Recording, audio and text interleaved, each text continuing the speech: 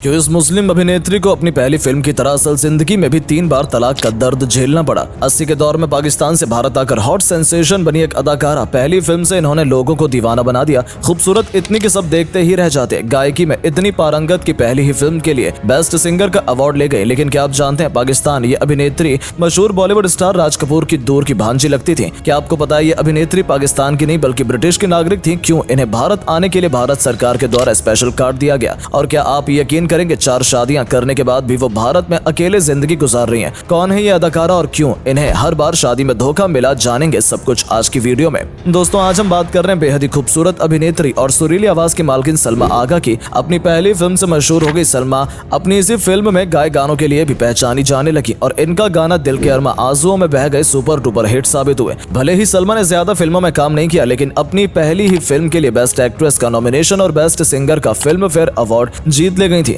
वो हर तरह के गीत गा सकती थी और देखते ही देखते हिंदी सिनेमा जगत में मशहूर होती चली गई। सलमा का जन्म 25 अक्टूबर 1956 को कराची पाकिस्तान में हुआ था। उनकी मां जरीन हिंदी और पाकिस्तानी फिल्मों में नसरीन के नाम से काम करती थी और उनके पिता ईरानी मूल के थे जो कि पाकिस्तान के व्यापारी थे और अमृतसर में भी उनका कारोबार था। भारत में परिवार होने की वजह से उनका कुछ समय यहाँ भी बीता, लेकिन पिता के बिजनेस की वजह से बाद में पूरा परिवार लंदन में शिफ्ट हो गया। सलमा की पढ़ाई लिखाई वहीं से हुई और सलमा ने ब्रिटिश नागरिकता ले ली। सलमा का परिवार पिछले 3 पीढ़ियों से फिल्मों से जुड़ा रहा था, इसीलिए सलमा का भी झुकाव इस तरह काफी था। सलमा पढ़ाई के साथ साथ क्लासिकल म्यूजिक सीखने लगी और फिल्मों में आने की तैयारी करने लगी। इसी बीच राज कपूर ने अपने बेटे ऋषि कपूर से शादी के बाद लंदन में एक रिसेप्शन पार्टी दी थी, जिसमें बॉलीवुड के बड़े बड़े दिग्गजों के साथ सलमा की मां को भी इनवाइट किया गया था। इस पार्टी में सलमा की मुलाकात जाने माने निर्माता यश चोपड़ा से हुई, जो कि अपनी अगली फिल्म के लिए एक मुस्लिम हीरोइन की तलाश में थे। उन्होंने सलमा को देखते ही अपनी फिल्म का ऑफर दे दिया और उनकी आवाज सुनी तो फिल्म के गाने गाने के लिए भी उन्हें ही कहा गया। इस तरह सलमा भारत आ गई। फिल्म की शूटिंग शुरू हुई और 3 तलाक जैसे गंभीर मुद्दे पर बनने वाली ये फिल्म बॉलीवुड की पहली फिल्म थी जिसमें एक संवेदनशील मुद्दे को बेहद प्रभावशाली ढंग से पेश किया जा रहा था और 3 तलाक के दुष्परिणाम और हलाला के बारे में खुलकर दिखाया गया था। फिल्म का नाम पहले तलाक तलाक तलाक रखा गया था, जिसके बाद मुस्लिम समाज के विरोध के बाद इसका नाम बदल कर निकाह कर दिया गया। चोपड़ा साहब के कुछ दोस्तों ने भी सलाह दी कि अगर कोई मुस्लिम शख्स फिल्म देखकर घर जाएगा और उसकी पत्नी पूछेगी कि कौन सी फिल्म देखकर आए हो, तो वो क्या जवाब देगा? तलाक तलाक तलाक। अगर कहा तो शरिया कानून के मुताबिक उनका तलाक ही हो जाएगा। चोपड़ा साहब को बात सही लगी और उन्होंने फिल्म का नाम बदल कर निकाह कर दिया। फिल्म में सलमा के ऊपर फिल्माए गए सारे गाने सलमा आगा ने ही गाए थे, जो कि सभी गाने सुपर डुपर हिट रहे। इस फिल्म को देखने के बाद सभी लोग एक दूसरे से पूछने वालों कि नीली आंखों वाली नीलोफर लड़की कौन है जो खूबसूरत होने के साथ साथ बेहतरीन गाने भी गाती है। इस तरह सुरैया नूरजहां और सुलोचना पंडित जैसी कुछ फेमस एक्ट्रेस के बाद सलमा आगा का नाम सिंगर कम एक्ट्रेस के लिस्ट में शुमार हो गया। 1982 में आई इस फिल्म में काफी कंट्रोवर्सी हुई थी,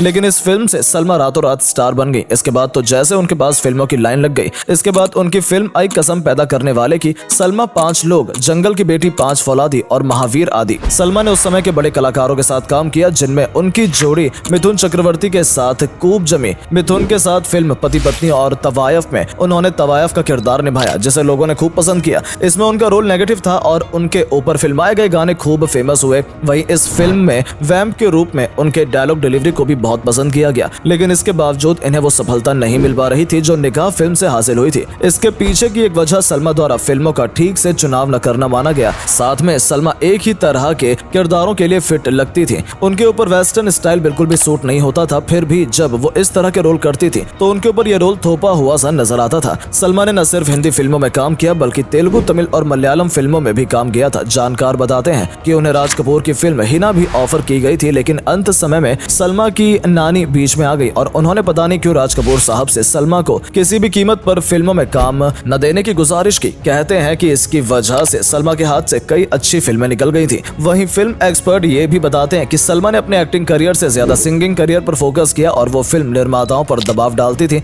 जिस फिल्म में वो काम करेंगी उस फिल्म के गाने भी वही गाएंगी। जाहिर सी बात थी, हर डायरेक्टर उनकी इस शर्त को मानने के लिए तैयार नहीं हो सकता था, क्योंकि ऐसे में वो लता मंगेशकर, आशा भोसले या फिर किसी और गायिका से अपनी फिल्मों में गाने नहीं गवा पाते थे, जो नुकसान का सौदा होता था। यही वजह थी कि सलमा ने अपनी जिद में आकर कुछ और भी अच्छी फिल्में खो दी थी। इसके साथ ही वो पाकिस्तान और बांग्लादेश की फिल्मों में गाना गाने के लिए बीच बीच में कई समय तक भारत छोड़ दिया करती थी, जिसकी वजह से भी बॉलीवुड के निर्माताओं ने उन्हें सीरियस लेना बंद कर दिया था। इसके अलावा भी सलमा इश्क मोहब्बत के चक्कर में खूब रहती थी और अपने रिश्तों को लेकर भी हमेशा चर्चा में बनी रहती थी। ये भी एक बड़ी वजह थी कि बॉलीवुड के निर्माताओं ने उनसे दूरी बना ली, क्योंकि वो अपने करियर को लेकर कभी भी सीरियस नजर नहीं आती थी। वो बार बार शादी करती, अलग होती और फिर नई शादी करते। जाहिर है इस चक्कर में पड़े रहने में उनका बहुत वक्त खराब हो रहा था, जिससे वो अपने करियर की बेहतरी में लगा सकती थी। बॉलीवुड में अपने फिसलते करियर को संभालने के लिए उन्होंने जंगल की बेटी जैसी सी ग्रेड फिल्म में भी काम किया, जिसमें खूब अंग प्रदर्शन भी किया, लेकिन ये भी काम नहीं आया, जिसके बाद सलमा वन फिल्म वंडर करार दे दी गई और आखिरी बार 1996 में आई फिल्म गहरा राज में नजर आई थी। इसके अलावा कुछ पाकिस्तानी फिल्मों में भी काम करती दिखी, लेकिन धीरे धीरे शोहरत उनसे छिनती गई